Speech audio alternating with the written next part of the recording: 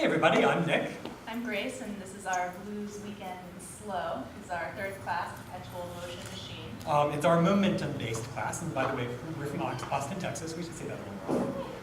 So we went through a lot of individual momentum-style movements, but first we talked you through our basic concepts of momentum.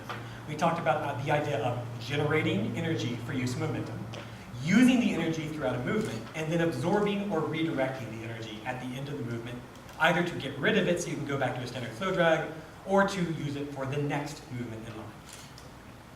So we started off with our catch. For that, we simply took a dramatic step. Allowed our hips to sink in opposition.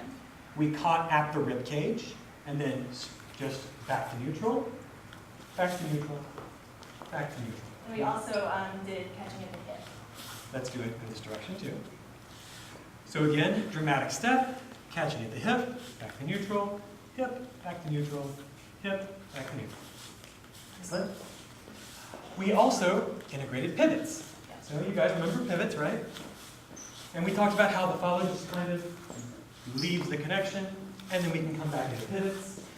While we were doing pivots, we went ahead and did an underarm turn into a stretch. Then we worked on that one a bit, talked about the importance of taking a good check step here.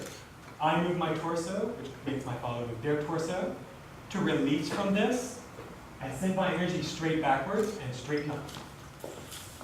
And then here we are, either in close embrace, or we can catch in closed and then move into close embrace later if we desire. We did that check step on its own and ended it with that floating lunge from our second class. And then we put everything together. All of it.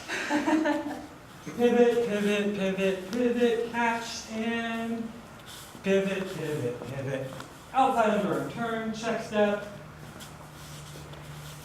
floating lunge. Done. Yep. That's it.